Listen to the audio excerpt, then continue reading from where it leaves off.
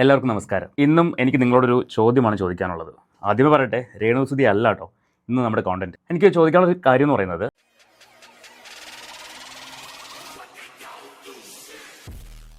നിങ്ങൾക്ക് ഏറ്റവും ഇഷ്ടപ്പെട്ട രാഷ്ട്രീയ നേതാവ് ആരാണ്? അറിയാൻ വേണ്ടിയാണ്, ജസ്റ്റ് അറിയാൻ വേണ്ടിയാണ്. ഞാൻ ഒരു രാഷ്ട്രീയ പാർട്ടിയിലും വിശ്വസിക്കുന്ന ഒരാളല്ല. ഒരു പാർട്ടിയുമായിട്ടും എനിക്ക് ബന്ധമില്ല. ആരാണോ നന്നായിട്ട് ഭരണം കാഴ്ചവെക്കുന്നത് അവർക്കൊപ്പമാണ് ഞാൻ. അത്രയേ ഉള്ളൂ. ഏത് വ്യക്തിയാണോ അവർക്കൊപ്പം. അങ്ങനെ പറയുമ്പോഴേക്കും ഞങ്ങളുടെ നാട്ടിലൊരു വാർഡ് കൗൺസിലറുണ്ട്. വിഷ്ണു എന്നാണ് പേര്. അപ്പോൾ ഈ വാർഡിൻ്റെ എന്ത് കാര്യമുണ്ടെങ്കിലും അത് കഴിഞ്ഞ കൗൺസിലറും അതുപോലെ തന്നെയായിരുന്നു. ഒരു ഉദാഹരണം പറയുവാണെങ്കിൽ, എൻ്റെ വീട്ടിൽ കോർപ്പറേഷൻ വാട്ടർ പൈപ്പ് പൊട്ടിയിട്ട് വെള്ളം ലീക്കായി എൻ്റെ കോമ്പൗണ്ടിലേക്ക് ഇറങ്ങുന്നുണ്ടായിരുന്നു.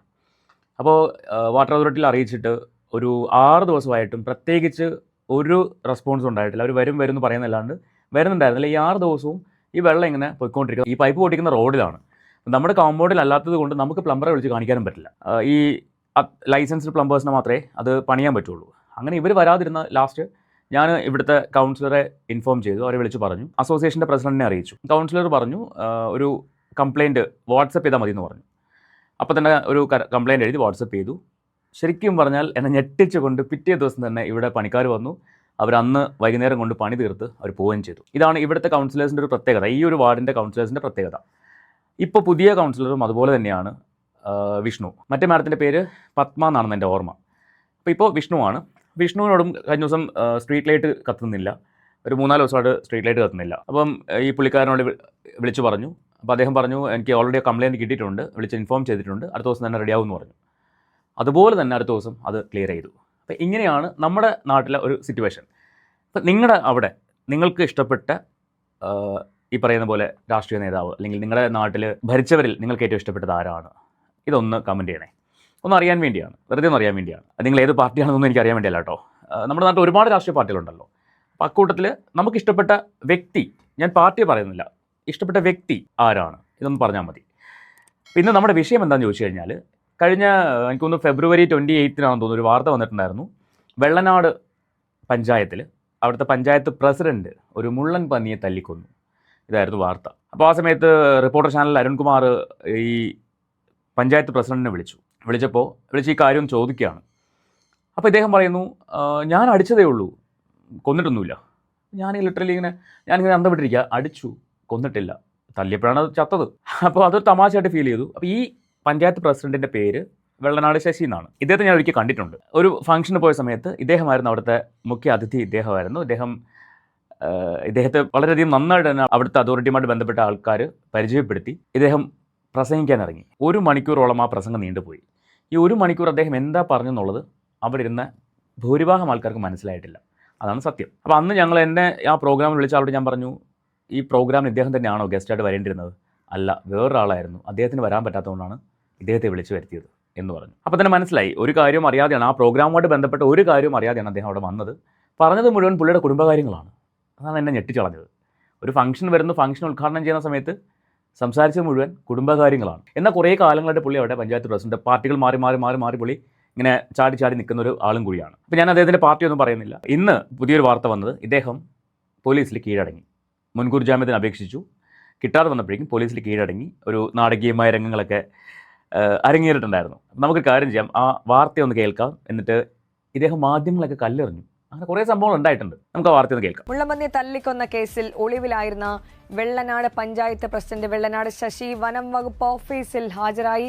പരുത്തിപ്പള്ളി റേഞ്ച് ഫോറസ്റ്റ് ഓഫീസിലാണ് ഹാജരായത്. മുൻകൂർ ജാമ്യാപേക്ഷ കോടതി തള്ളിയതാണ്. സലാം ബി ഹൈദ്രോസ് വിവരങ്ങളുമായി ചേരുകയാണ്. സലാം, നാടകീയമായി ഒടുവിൽ കീഴടങ്ങൽ സംഭവിച്ചു. ആദ്യം ഈ നടപടിക്രമങ്ങളെയൊക്കെ വെല്ലുവിളിച്ച് ശശി പുറത്ത് നടക്കുന്നതൊക്കെ വലിയ വിവാദമായതാണ്. എന്താണ് ഇനി തുടർ നടപടികൾ? ശീതള, ഉച്ചയ്ക്ക് 3 മണിയോടെയാണ് വെള്ളനാട് ശശി വനം വകുപ്പിന്റെ പരുത്തിപ്പള്ളി റേഞ്ച് ഓഫീസിലെത്തി കീഴടങ്ങിയത്. മുള്ളംപന്നിയെ കൊന്ന കേസിലാണ് ഈ കീഴടങ്ങൽ. ഇനിയുള്ള നടപടിക്രമങ്ങൾ, ഇത് ജാമ്യമില്ലാത്ത കുറ്റമാണ്. അതുകൊണ്ട് വനം വകുപ്പ് ശശിയുടെ അറസ്റ്റ് രേഖപ്പെടുത്തും, കോടതിയിൽ ഹാജരാക്കും.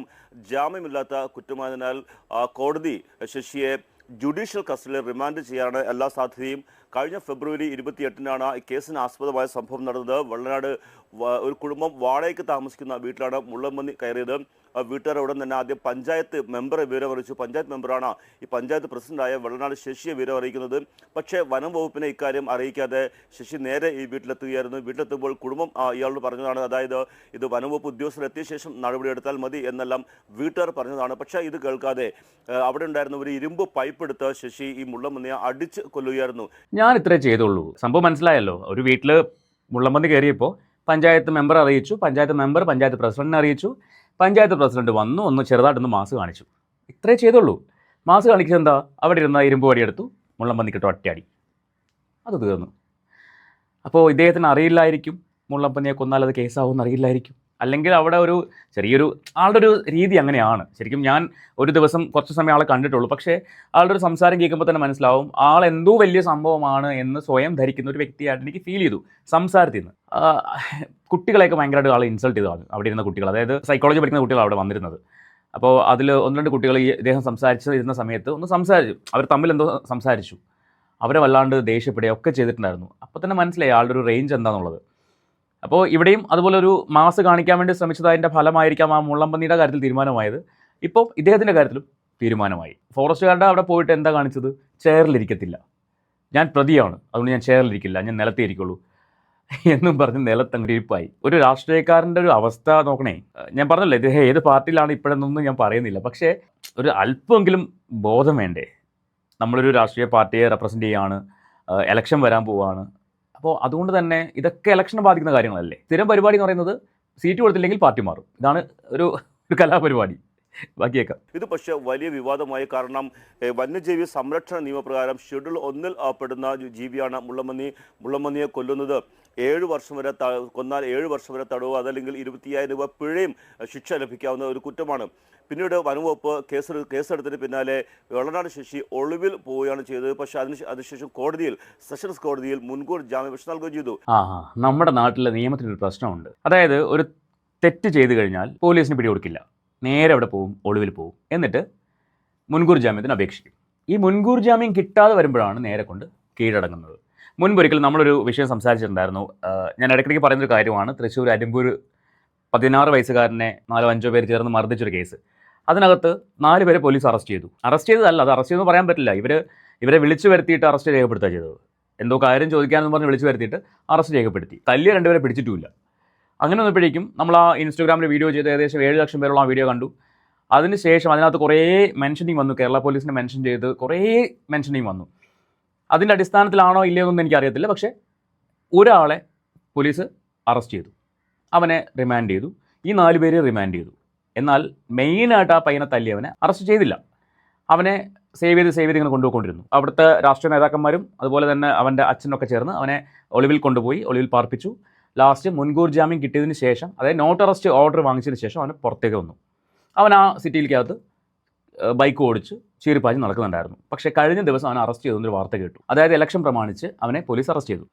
അറസ്റ്റ് ചെയ്യാനുള്ള കാരണം ഈ ഇലക്ഷൻ ആയതുകൊണ്ട് ഇതുപോലുള്ള പ്രശ്നങ്ങൾ ഉണ്ടാകുമെന്ന് വിചാരിച്ചിട്ട് കരിന്തൽ തടങ്കലിൽ വെക്കാൻ വേണ്ടിയാണ് അറസ്റ്റ് ചെയ്ത് കൊണ്ടുപോയത്. അങ്ങനെ ഒരു വാർത്തയാണ് കേട്ടത്. അപ്പോൾ ഞാൻ പറഞ്ഞു വന്നത്, ഇവിടെ എന്തെങ്കിലും തെറ്റ് ചെയ്ത് കഴിഞ്ഞാൽ ഉടനെ ഒളിവിൽ പോകും. ഒളിവിൽ പോയിട്ട് മുൻകൂർ ജാമ്യത്തിന് അപേക്ഷിക്കും. മുൻകൂർ ജാമ്യം കിട്ടിക്കഴിഞ്ഞാൽ പിന്നെ ഒന്നും ചെയ്യാൻ പറ്റില്ല. ഇതാണ് ഇപ്പോൾ എല്ലാവരും ചെയ്യുന്നത്. അപ്പോൾ ഈ ആദ്യം അറസ്റ്റ് ചെയ്ത 4 പിള്ളേരുടെ അവസ്ഥ എന്താ ആലോചിക്കുക? അടിയും കൊണ്ട് പുളിയും കുടിച്ച് 7 ദിവസം കഴിഞ്ഞപ്പോഴേക്കും തിരിച്ചു വിട്ടു. ഇപ്പോൾ ആഴ്ച പോയിട്ട് ഒപ്പിടണം. എന്നാൽ മെയിനായിട്ട് അടിച്ചവൻ്റെ അവസ്ഥ എന്താണ്? അവൻ ഒളിവിൽ പോയി സുഖമായിട്ട് ജീവിച്ചു, മുൻകൂർ ജാമ്യം കിട്ടി, എന്ത് ചെയ്തു? ടൗണിലേക്ക് ഇറങ്ങി വിലസാൻ തുടങ്ങി. ഇതാണ് നമ്മുടെ നാട്ടിലെ നിയമത്തിൻ്റെ ഒരു ലിമിറ്റേഷൻസ് എന്ന് പറയുന്നത്. മുൻകൂർ ജാമ്യം കിട്ടിയില്ലെങ്കിൽ മാത്രമേ പ്രശ്നമുള്ളൂ, കിട്ടിക്കഴിഞ്ഞാൽ ഒരു പ്രശ്നമില്ല. അപ്പോൾ ഇദ്ദേഹവും അത് തന്നെയാണ് ചെയ്തത്. ഈ പ്രശ്നം ഉണ്ടായി പണിയാവുമെന്ന് മനസ്സിലായപ്പോൾ ഒളിവിൽ പോയിട്ട് മുൻകൂർ ജാമ്യം കിട്ടില്ലെന്ന് കണ്ടപ്പോൾ, കാരണം ഇലക്ഷൻ വരാൻ പോവാണ്, പാർട്ടിയുടെ പ്രവർത്തനങ്ങളെ ബാധിക്കും, അതുകൊണ്ട് തന്നെ കീഴടങ്ങാൻ പറഞ്ഞു, കീഴടങ്ങി. അപ്പോൾ ഇനി ഈ പറയുന്ന സ്റ്റേഷനിൽ വന്നിട്ടുള്ള കലാപരിപാടി സ്റ്റേഷനിലേക്ക് കൊണ്ടുപോകുന്ന സമയത്താണ് മാധ്യമങ്ങളെ മർദ്ദിക്കാൻ വേണ്ടി കല്ലൊക്കെ എടുത്തെറിയാൻ പോകുന്നത്. അതൊന്ന് കാണാം.